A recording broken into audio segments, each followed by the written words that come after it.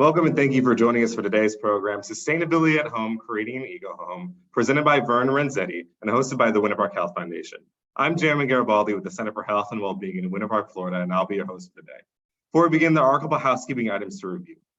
This is an interactive session and we encourage active participation and lively discussion, but please hold your questions till the end. There will be a Q&A section at the end of the program. This program is being recorded and will be available for replay within 48 hours after the program's conclusion at the wellbeingnetwork.org/CHWB on demand. We'll share a link in the chat box for you to visit that site. At the end of the program, everyone will receive a post-program evaluation survey. I'll share a link to it in the chat box, so if you have the time, please take a moment to complete that and share your thoughts with us. Your feedback will be used to evaluate existing programs and help us create new ones. The program will be left open so you can let us know if you have any questions about the survey, and the link will also be emailed to you to complete. This survey helps us continue to provide high-quality programs for you. Your privacy is of the utmost importance. Your information will never be shared nor sold. And with that, let's begin. It is my pleasure to introduce Vern Renzetti. Welcome, Vern. Hi, thank you, Jeremy, so much for the wonderful introduction. As was said, today I will be teaching on sustainability at home, creating an eco-home. So this will go over how you can create a home that follows the principles of sustainability. Environmentalism is something that we can all embrace and practice in our daily lives, and it's never exclusive to any one group of people or people who have studied it in school. At its best, environmentalism is something that is accessible, affordable, and easy to work into our daily lives. It's wonderful to be here to present you with this potent and very timely information. So before I begin, I'd like to give a brief shout out to Ideas for Us, the organization for which I work, as well as Fleet Farming. Both of these are nonprofits based in Orlando, Florida, and Ideas is an accredited NGO of the United Nations, and we lead eco action around the world. Fleet Farming is the nonprofit urban agriculture program operating under Ideas for Us, which transforms the average American lawn into productive and biodiverse edible landscapes or mini farms, and aims to empower all generations to grow food. So Ideas for Us as an organization tackles issues relating to environmental sustainability through 5 tenets, which are energy, water, food, waste, and ecology. This presentation will go through sustainability also relating to these 5 areas. So I'd love you to add your answers in the chat. What does an eco-home mean to you? Took a few moments to think about what makes a home environmentally sustainable, and leave your answers in the chat. I'd love to read them. So the modern eco-home is an eco-friendly or green home that has been built or designed using environmentally friendly materials and appliances. Being eco-friendly in your home doesn't necessarily mean that your roof is covered in solar panels, although this does count, and it doesn't necessarily mean that you use your toilet water twice. However, this also counts.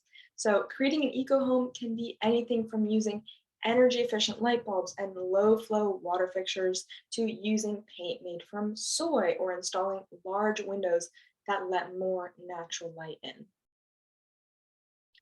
So first, relating to those 5 tenets that were introduced just a second ago, we'll be starting with energy, particularly electric energy, and how it plays a role in our homes and how we can change our energy usage and our household products to make our home more energy efficient. So what is energy? Energy is another word for power. It is power derived from physical or chemical resources to provide light and heat, or to make machines and appliances work in your home. Energy is invisible, but we can see the way that it's used to power the things around us. It's used to get things moving, like a car, which utilizes chemical energy from fuel to produce kinetic energy, which gets those wheels turning. Or on a bike, where turning the bike pedals is a form of mechanical energy, which is transformed into kinetic energy that again gets the bike moving.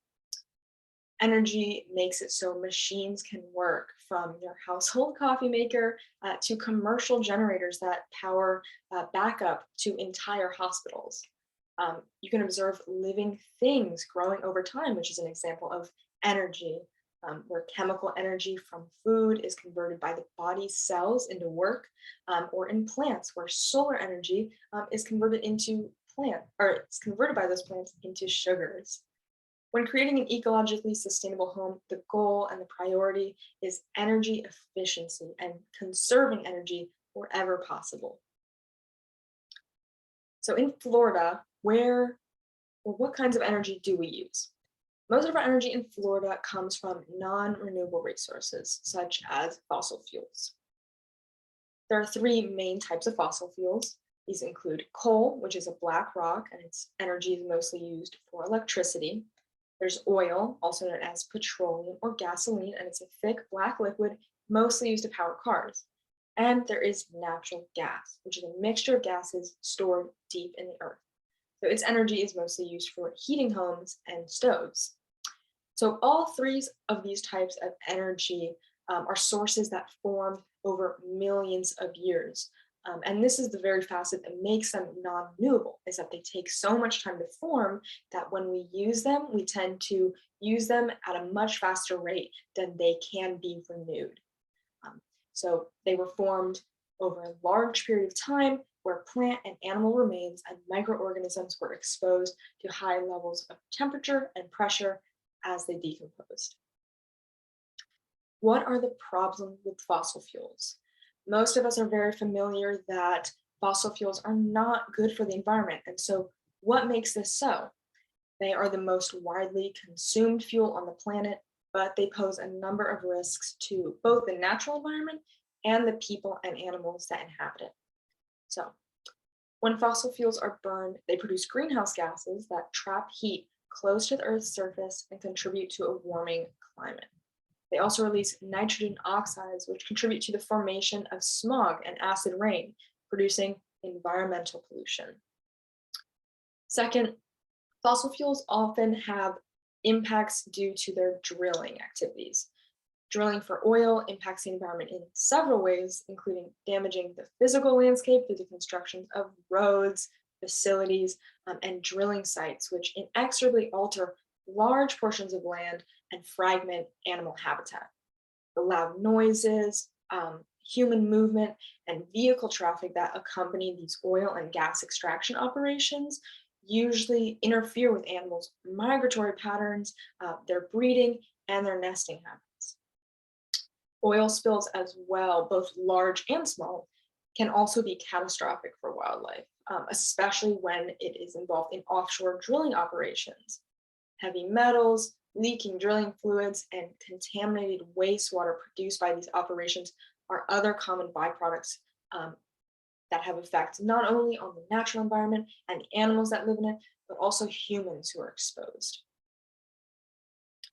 What are ways that we can conserve energy to decouple ourselves from these fossil fuels?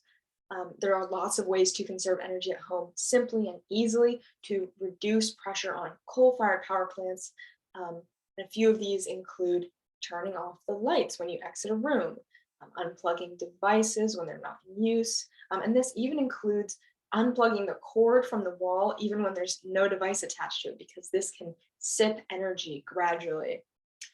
Limit your use of your electronic devices such as televisions, and use your handheld devices more sparingly so that you don't have to charge them as often. Close your blinds or your curtains during the day, especially during the hottest part of the day and when you're not home, so that your house can be kept cooler without the use of air conditioning. When you're hand washing your dishes, when you're hand washing your dishes or your clothes, try to use tap cold or cold water instead of hot water. So some other ways of increasing your home's energy efficiency may rely on making some minor improvements to your home. This might be changing the light bulbs to LEDs or air sealing your home using caulk and adding insulation, which over a year can save up to 10% on heating and cooling costs. So you may even consider replacing your window panes if they are single pane. If you have outdoor lighting fixtures and you're able, install a timer or a photocell to assure that those lights operate only when necessary. So can you think of some other ways that you can conserve electric energy in your home? Again, feel free to leave your answers in the chat. There are many inventions that also help us to reduce our use of fossil fuels and our reliance on them. due to revelations in climate science and human innovation. So there are electric cars, solar panels, and Energy Star products. So there are electric vehicles, which use electric or solar energy, respectively, as an alternative to oil and coal. Many well-known brands these days also manufacture consumer products with improved energy efficiency. One way to know that a product is energy efficient is to look for an Energy Star label, which means that the product is certified by the EPA for efficiency. This is a screenshot from the Energy Star website. An Energy Star is a program by the EPA, the Environmental Protection Agency. And you can see on the screen that there is a catalog, essentially, of products that you would use in your house. And if you click on any one of those, it will show you products on the market that are labeled and certified as energy efficient. Okay. Other inventions that help us reduce fossil fuels and transfer over to alternative power sources are digesters, which are very interesting. They're created by a company called Home Biogas, which uses methanogen bacteria that break down organic waste to create clean gas and biofertilizer. The company claims that anything from kitchen scraps to animal and human waste can be input into these digester tents almost, and as the organic matter decomposes, it provides both biogas for cooking as well as liquid fertilizer. Another company has created tiles that use foot traffic to generate power by converting the kinetic energy from people walking on outdoor walkways, sidewalks, and streets into electricity for powering low energy applications such as LED lighting and display screens. And you can see that in that rightmost picture. There are people walking on outdoor walkway and their footsteps actually generate power. So this is the digester that I just mentioned. It's, like I said, a tent-like fixture, and you pour your organic material into the bottom portion, and then as that decomposes by methanogen bacteria, it creates a liquid fertilizer, and also as those methanogen bacteria decompose the material, they output gas, which fills the topmost portion of the tent.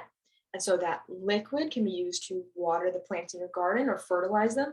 And then when you buy the digester, you're also provided with an adapter, essentially, so that you can directly attach that to the gas and use it to power like stovetops or induction cookers. So next, we'll be looking at water, including where it comes from in the state of Florida and its usage in the home. And then we'll discuss ways that we can conserve it and ensure that our natural water sources are appreciated and protected from contamination. Can you name some ways that you use water in your life? Think about this. We use water heavily in our life. It's an essential resource, and there are many applications that sometimes we take for granted. We did have one comment actually, also pertaining to water, but from the previous section about conserving energy.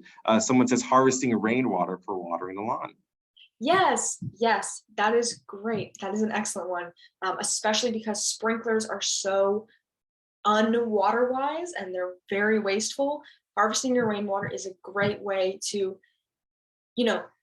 save some of that water after it's rained to be able to apply it later, maybe when it's drier out. So that's great. Thank you so much for that. Okay. And then follow up to how do you use water in your life? Where does the water that you use in your life at home come from? So these are a few of the places in our homes where water comes from. The fridge, our sprinklers and hoses, the sink, and the shower. We also use water to wash our clothes and to flush our toilets. So overall, we use water quite a lot and in a variety of ways in our daily lives. Where does the water that we use every day come from? In Florida, most of our potable water supply comes from aquifers. And in fact, 10 million people rely on groundwater from the upper Floridan aquifer, which along with the lower Floridan aquifer makes up a huge store of groundwater that underlies not only the entire state of Florida, but also parts of Alabama, Georgia, Mississippi, and South Carolina. So our aquifers are extremely important, but what exactly are they? They're a natural underground storage area where groundwater collects. It's a body of rock underneath the ground surface that stores that water and transmits it up to the surface. This rock is permeable, which means that it is porous, it has holes in it, and it allows the water to move freely through those pores. Water is extracted from the aquifer using wells, which pump the water to the surface for use. So much of the water-bearing rock found in Florida is limestone, a highly porous rock. It's made up of marine sediment, the skeletal remains of coral, and seashells that have been deposited on the marine floor over many years. Groundwater enters an aquifer by seeping through the soil. As the water moves through the soil, it's filtered via chemical, physical, and biological processes, removing contaminants. So the process of this rainwater entering the aquifer is known as recharging. Other than aquifers, Floridians also access fresh water from springs, which are places where water pressure causes groundwater to naturally flow onto the Earth's surface. The water collects in large pools, the springs themselves, which are inhabited by aquatic life and are used by humans for recreation and for drinking. So fresh water treatment. Before we can drink water from springs or aquifers, although it is naturally filtered, we usually have to put it through treatment for it to be potable or safe to drink. So it must be cleaned through more physical and chemical processes to ensure that it is disinfected, essentially. Then the potable water is stored in large containers called reservoirs, which you can see in the right top corner. So next to, or very adjacent to cleaning our water before we intake it, we must also clean our water before it is transmitted back into the environment. So after we use water in our homes, where does it go?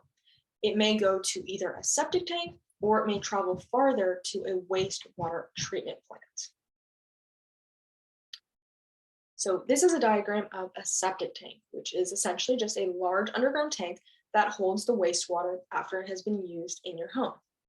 They are generally more environmentally friendly and more cost-effective than wastewater treatment plants, as long as they are properly sited and maintained so as not to cause contamination of surface and groundwater resources nearby it. How do they work?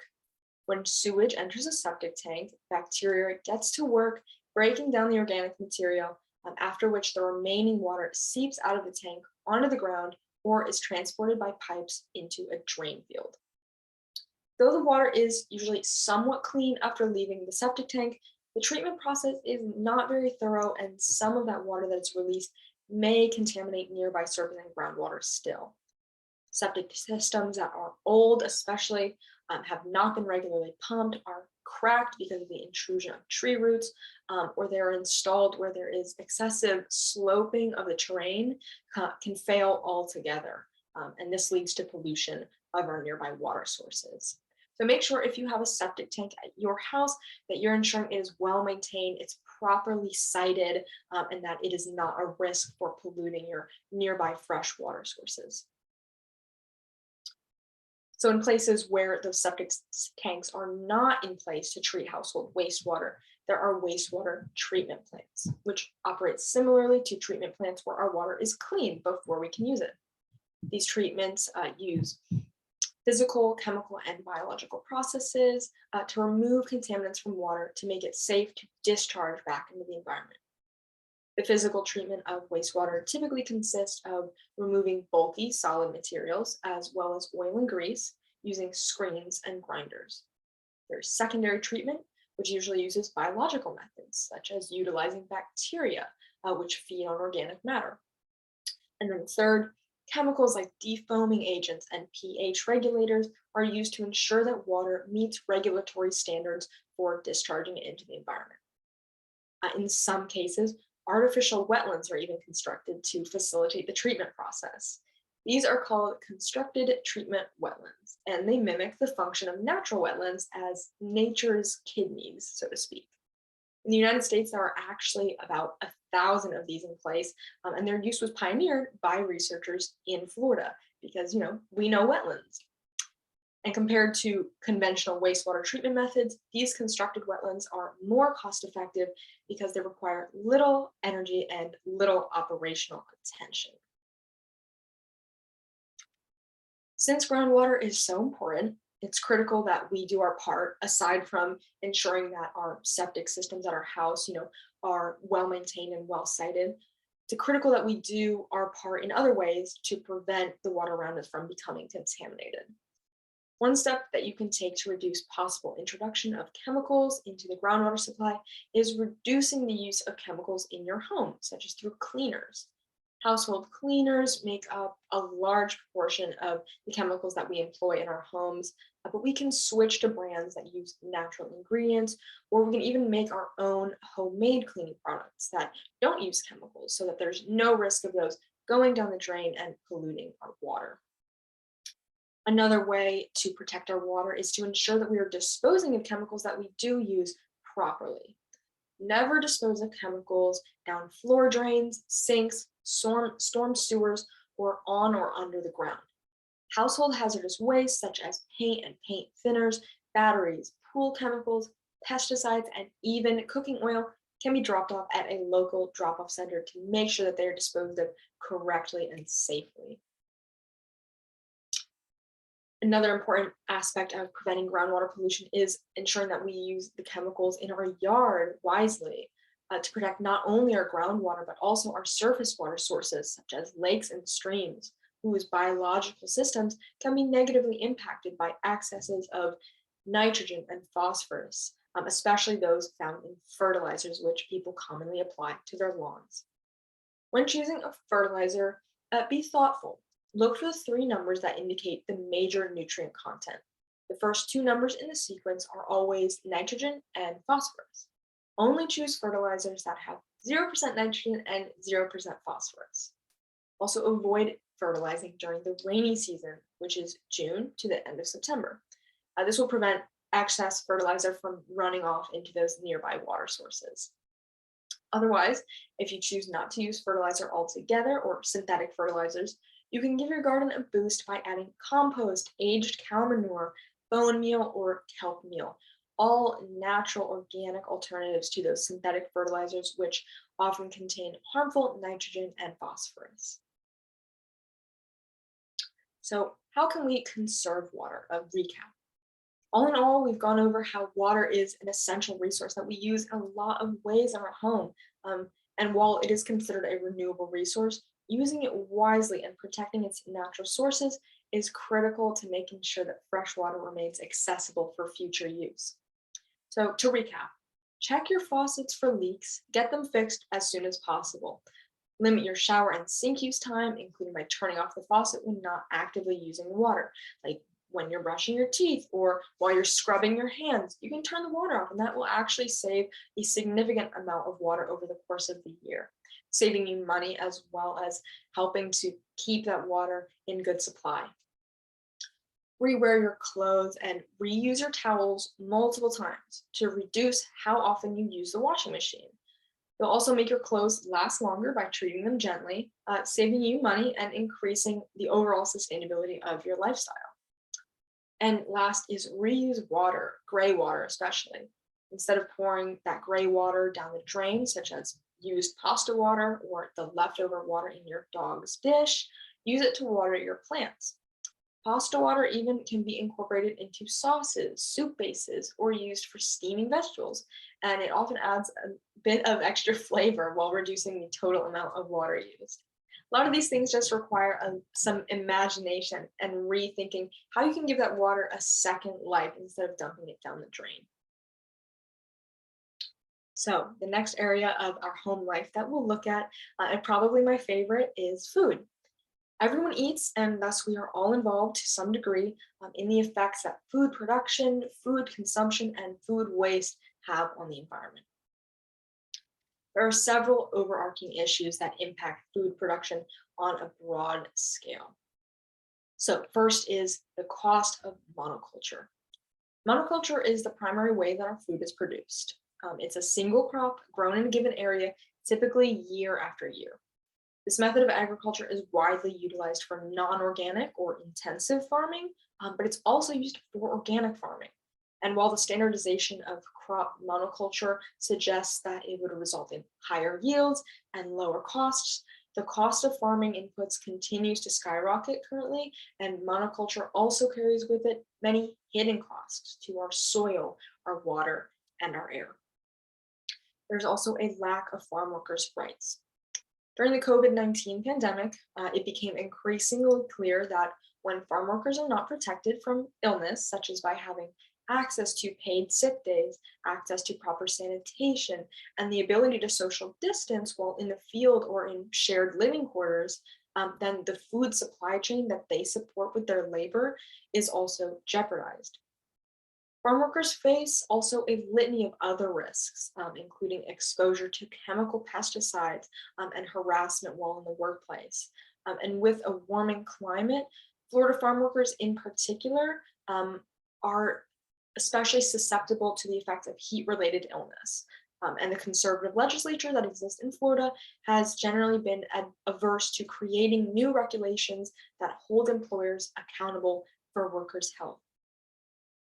It's not only workers in the field who face exposure to potentially dangerous chemical pesticides, but also the natural environment.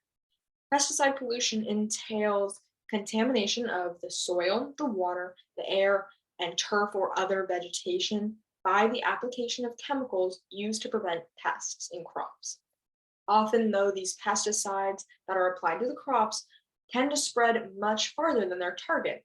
And when this happens, it can harm those non-target species of plants, animals, and fungi. And because these pesticides are in such wide use, this presents a considerable threat to our regional and nationwide biodiversity. Fourth on this list is that 40 million acres of land in the United States is comprised of lawn. Oops, sorry about that. It's comprised of lawn.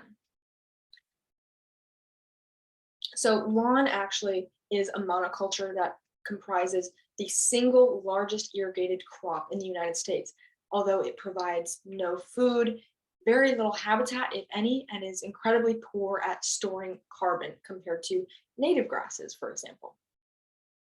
And lastly, for the last 4 decades or so, the average age of farmers in the United States has been increasing. Young producers who are 35 years of age or younger account for just 9% of farmers in the United States. With fewer beginner farmers entering this sector, plus agricultural consolidation driving these smaller farmers and family farms out of business, there is a need to focus on beginning farmer and rancher programs to help smaller, local, regenerative farms persist and thrive. So all of these issues are facets of the modern food system in the US. What is a food system? A food system comprises all of the actors like farmers and farm workers, restaurants, grocery store workers, and consumers, as well as the interactions along the path of production, processing, transport, and consumption of food. A food system even encompasses public policy decisions that influence what we eat.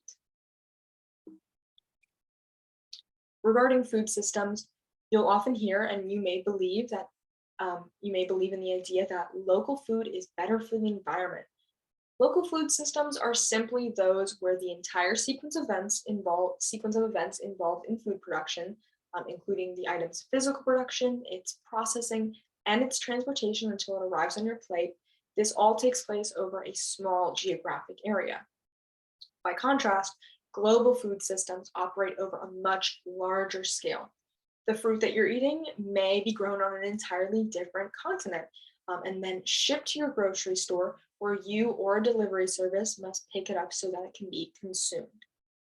Global food systems produce massive amounts of food for an ever-growing population, but there is arguably room for improvement, as many of the practices involved with global food production are not sustainable, and many people still face hunger. There are several advantages offered by more localized food systems. They can reduce harmful ecological practices, for one. such as that intensive pesticide and fertilizer use, degradation of the soil over an expansive area, and loss of biodiversity. So choosing to invest our collective dollars in these smaller, more local farms, even if we're not buying all of our produce from them all of the time, but are at least working to incorporate these local sources into the present industrial scheme, that can help improve and improve resilience in our food system. In contrast to large industrial farms, small family farms are much more likely to spend their dollars in the community on farm-related inputs like machinery, seeds, and supplies, and engage in farming practices that do not harm their community's physical environment. Small local farmers often do a great deal of work as well to preserve heirloom seeds and the diversity of the traits that are found in them. Additionally, food systems that are more localized can improve access to healthy lifestyles. Local and regional food systems play an essential role in building more equitable communities when it comes to food access, as a growing food justice movement seeks to address the underlying inequities in access and shift that power that usually lies in corporate food producers' hands to the hands of local growers and their communities. And lastly, farmers markets and food cooperatives not only help to ensure that dollars remain and circulate within localities, but also create more vibrant communities. So there are those direct marketing channels between the farmers and the consumers, such as through farmers markets, that also, as a result, boosts the income of local farmers and helps farming become, more accessible, enables them to continue providing that produce. Where do you think food should be grown in a city? What about in the future? Feel free to leave your answers in the chat, of course. So there are several types of veggie gardening that you can do at home. There's square foot gardening, which is that left corner picture. You can see that each section of the garden is partitioned into 1 foot squares. And this allows you to plant many different varieties of vegetables intensively in a small space. There's permaculture, which follows a set of design principles centered on systems thinking, simulating or directly mimicking the patterns and the resilient features of the natural ecosystem. There's also hydroponics, which is a method of growing plants without soil, with plants suspended in air. And the great thing about hydroponics now is that it's becoming increasingly accessible. So you can actually buy like startup hydroponic kits online for relatively low cost and start growing your own food vertically indoors if you so wish. Then there's aeroponics. Aeroponics is a method of growing plants without soil with the plants suspended in air. So very similar to hydroponics, except instead of utilizing water, you use those roots suspended just in air. Then there's aquaponics. This refers to food production that uses aquaculture, which is raising aquatic animals like fish, and it couples that with hydroponics, which is cultivating plants in water. You can see an example of that kind of system in the right-hand corner, where you have fish living in a tank below, and the nutrients that are produced by their waste is essentially used to fertilize the lettuce or the vegetables growing above.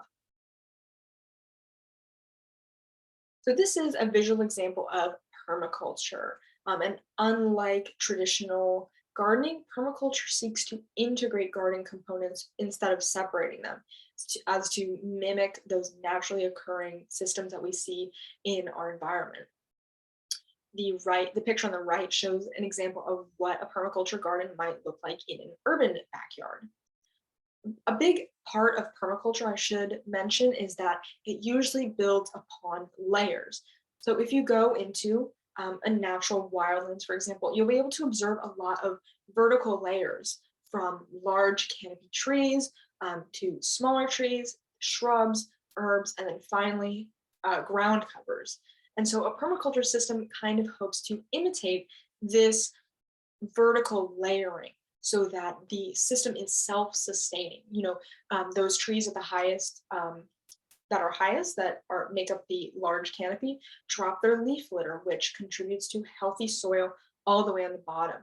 There's fungi that naturally occurs and inhabits the areas under those trees due to that shade and moisture that they keep in. And there's pest repelling abilities provided by some of the plants in that system that help protect the other ones that are usually vulnerable to pest infestation.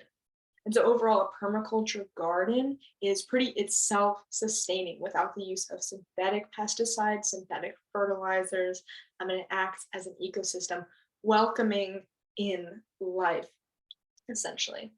And so in an urban environment, some of these vertical aspects, such as those large canopy trees, large fruit trees, for example, that can be harder to attain and maintain in an urban environment with a small space. But this is a great example of what a permaculture design might look like in a more limited small space. So it is very possible to achieve that.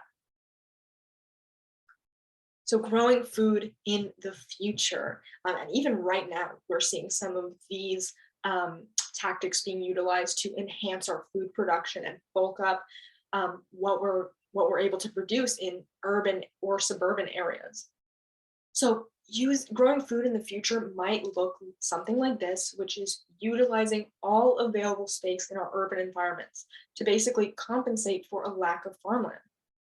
Vertical indoor farms, for example, are becoming increasingly popular around the world because where arable land is scarce in city environments and horizontal space is very limited or tight, vertical farming instead utilizes stacks that extend upward, and this ends up conserving space.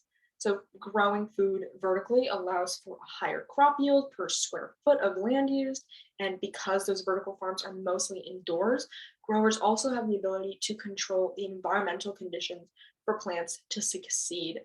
This is important really when you consider the impacts of climate change in particular, because you may have heard that around the world, rising global temperatures have kind of impacted, they have impacted growing seasons. Some areas are so hot that plants simply cannot succeed, cannot grow to harvestable maturity.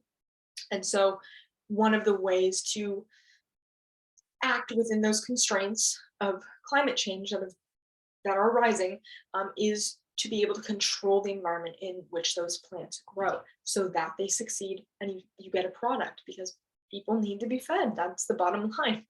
So this is what growing food in the future might look like and is starting to look like now. And there's also the aspect, of course, of growing food at your house. Starting a home garden and taking that leap of growing your own food can be very intimidating, admittedly, especially if you don't have a lot of experience in that area or you believe that you lack a green thumb. No one really lacks a green thumb, it just takes practice. So let those be words of encouragement to you if you are even thinking about starting a home garden. There are a few things that you can keep in mind as you start your first garden. First, it starts with soil.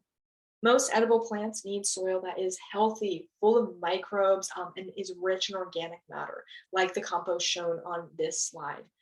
That's so that they're able to thrive and produce their edible parts, including leaves, shoots, fruits, and roots, in abundance. And so when you're building up your soil, there are also several other identifiable characteristics of soil that is healthy. And so when you're observing the soil in your yard, you can ask yourself about the qualities of your soil. So ask yourself questions like, does the soil have good tilth? That means, is it easily penetrated by air and water, while at the same time having the capacity to hold water for plants to use? Ask yourself, is the soil deep enough? Is there enough topsoil for adequate root growth? Does the soil have good drainage? Healthy soil should drain rapidly due to having good pore space, so it's porous enough. A good way to test this at home is actually to dig out a small area, uncover the mulch or the grass that might be on top of it, and water it.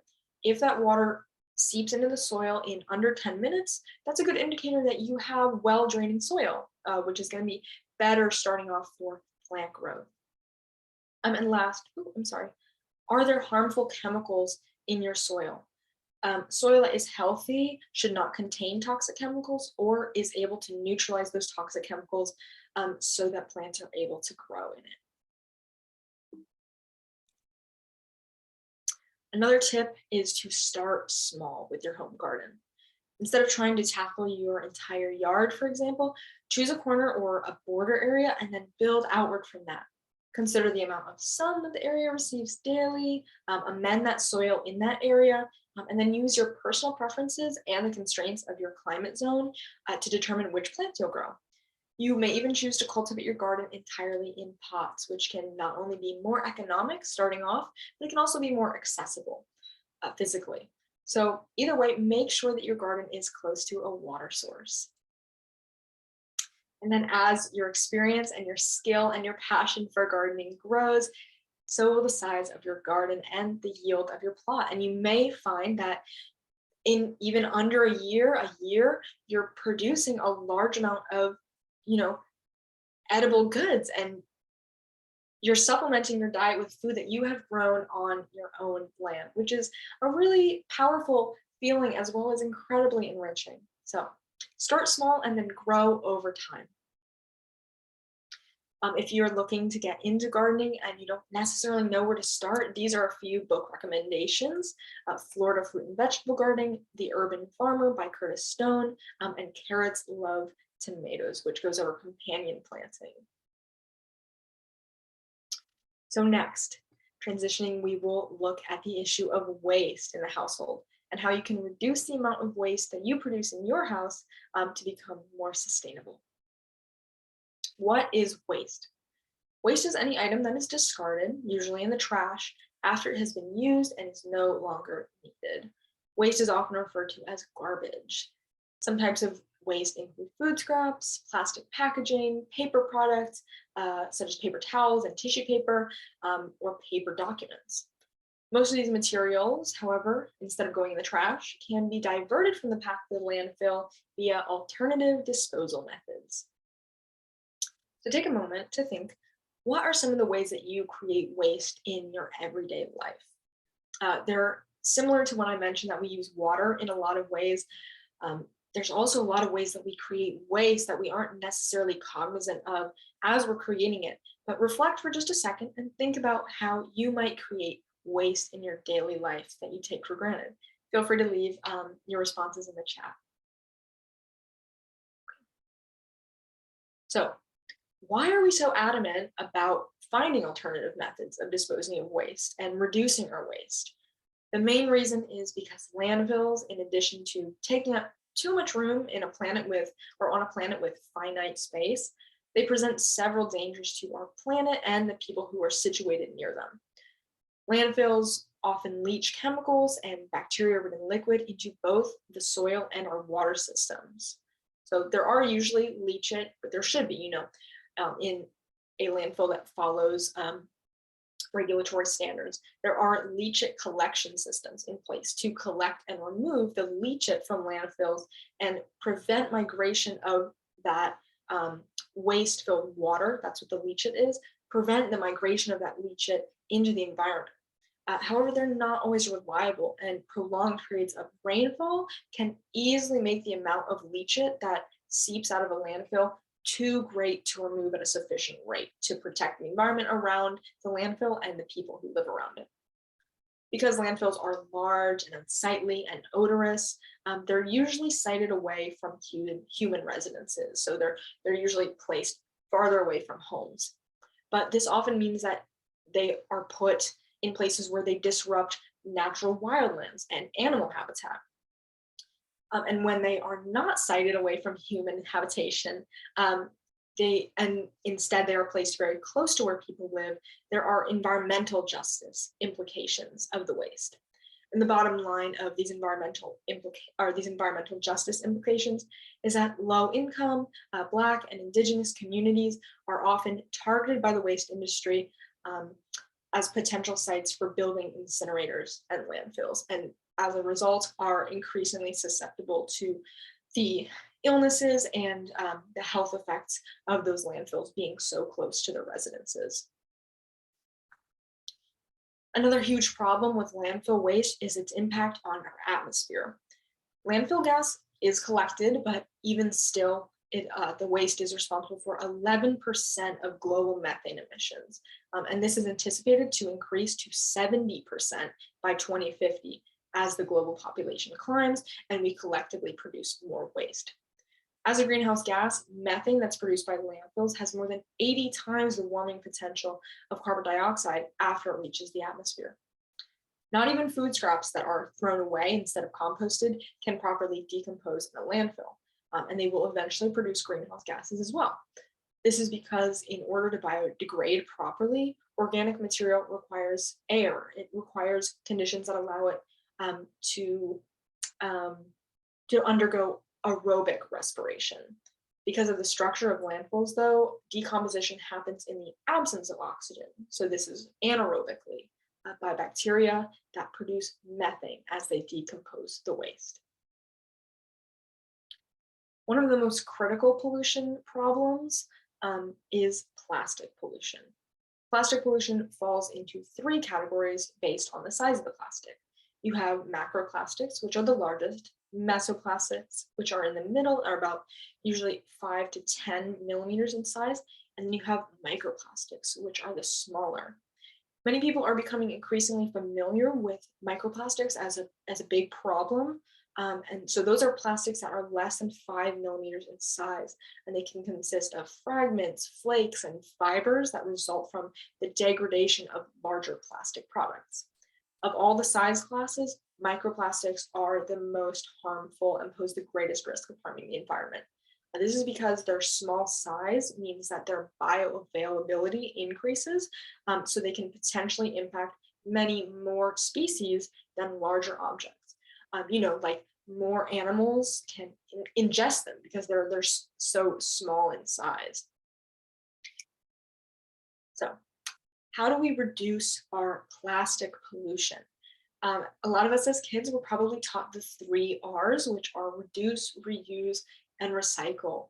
But really, recycling should be a last resort, and reducing is so much better than the other 2, than reusing and recycling. And then there are also 2 others that have been tacked onto this list. And so now we have the 5 R's. So the list starts now with refuse what you do not need. Because we've realized the dire need for waste management methods that prevent waste from occurring in the first place, refusing to even use plastic products can have one of the greatest impacts on preventing harmful waste products from even being produced at all, and then also from entering the waste stream later on. After refusing products that you do not need is reducing what you do need. So what you do find you need to use, such as plastic forks, plastic straws, there are always occasions where those are very convenient, and we need to use them. However, it's a good rule of thumb to, when you don't truly need it, you don't have to use it. So you can reduce the amount that you're using those plastic products. Third is reuse what you consume. So reusing it is just upcycling, for example, giving it a new purpose and a second life. And then fourth, recycling what you cannot reduce or reuse again, recycle it. And then fifth is rot. So this is composting. So to prevent that biodegradable material that you produce, like food scraps, from entering the landfill and taking up space in that already crowded landfill, appreciate its ability to return to earth and create rich, healthy soil. So you can easily compost that biodegradable material. And even a 6th R might be added to this list, which is repair. So before throwing away older broken items, do your best to revive them and extend their usefulness, or try to buy pre-owned or used clothing or repaired clothing, books, kitchenwares, beddings, other imperfect household items which may be slightly worn but are otherwise in perfect usable condition. All right, other ways that we can help reducing our use of plastic and our reliance on convenient plastic materials is try swapping out some of the plastic products that you usually use for more sustainable alternatives. Try to recycle your plastic items when you use them as often as possible, and spread the word. Tell your friends and your family members of the dangers of plastic pollution. If they don't know how to recycle, teach them, show them what plastics are recyclable, how to separate your soft plastics from your hard plastics. Um, you know, we can all contribute in ways that are bigger than we've realized, when we get that collective action going to reducing our overall waste, preventing those harmful and chemical ridden materials from entering our waste stream and our natural environment. Next, properly dispose of garbage. Wherever you need to throw something away, be sure it's going to the garbage can and it won't accidentally end up as litter that can contaminate the natural environment or be ingested by animals. You can also participate in cleanups of your beaches, your parks, or on the side of municipal roads, as long as you're, be safe about it, always. There's also a lot of zero waste personal hygiene that is really gaining momentum. These pictures show a few examples of this, which are, plastic-free shampoo bars, because they eliminate the need for a plastic bottle. Plastic packaging is the largest producer of plastic in the world right now. You have toothpaste in tablet form on the far left there. You have natural body sponges, washable, reusable menstrual pads, and Castile soap, which is the most environmentally friendly because it is made of it's made of vegetable oil instead of animal fats. There's also the issue of fast fashion. So fast fashion is a term which refers to fashion that is produced quickly in a high volume, usually under conditions that are not ethical and are not environmentally friendly. And so in your home, when you're buying fashion, or when you're buying clothing, reduce your reliance on fast fashion as much as possible. Ways that you can do this include upcycling clothing you already have, buying from thrift stores or online thrift websites like Poshmark and Depop, and investing in clothing that is going to have a longer life so that you buy clothing less often. Also, buy clothes from people in your locality. Keep money circulating in your region and give money directly to people instead of those larger corporations, which don't treat their workers correctly and pollute the environment at large. And last, we'll cover ecology, which is creating an eco home, which is creating a home that cooperates with your natural environment and supports and invites wildlife, rather than squashing that opportunity for biodiversity. Florida has a lot of ecosystems. This map shows a mosaic of all of them. And so these are defined by the types of plants and animals that live there, the soils, and the hydrologic or water system that exists there. A great way to contribute to maintaining these many ecosystems that make up Florida are by planting native plants that support wildlife. Pollinator gardens, for example, are a great way to extend a helping hand to our wildlife that is struggling because of a lack of wild spaces. So install plants that are appropriate to your region and your ecosystem in Florida. This ecosystem here, this is actually at the UCF Arboretum, and this is a great example of what a thriving pollinator garden looks like. You have some native blanket flower in the front, which is a flowering plant, and then over in the middle here, you have saw palmetto for forage and habitat. So just make sure when you are planting those pollinator spaces that you are paying attention to what ecosystem your house is situated in, like what type, and then look up accordingly the appropriate plants and flowers that naturally occur in those systems.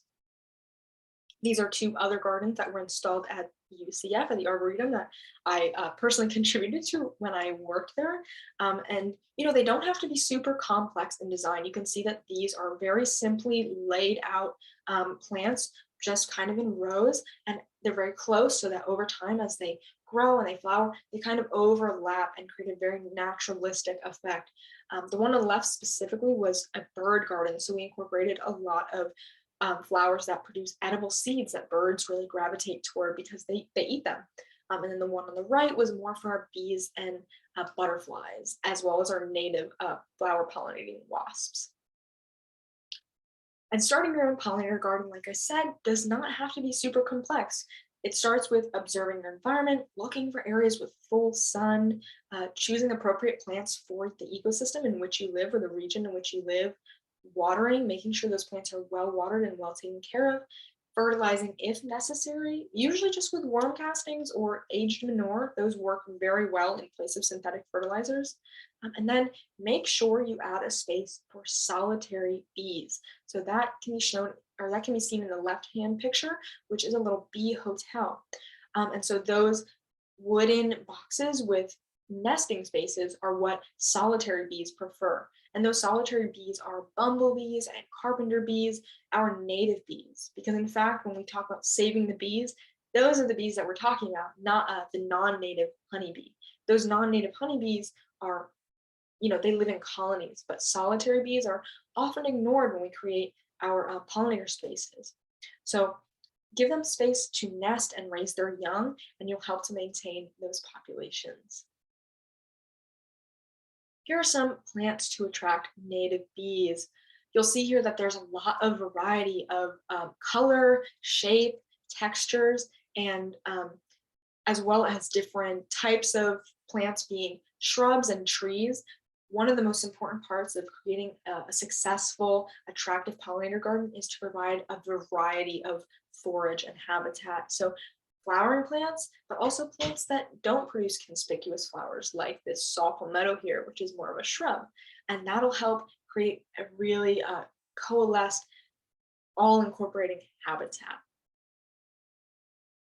Here are some more common Florida plants that you can incorporate into your pollinator garden.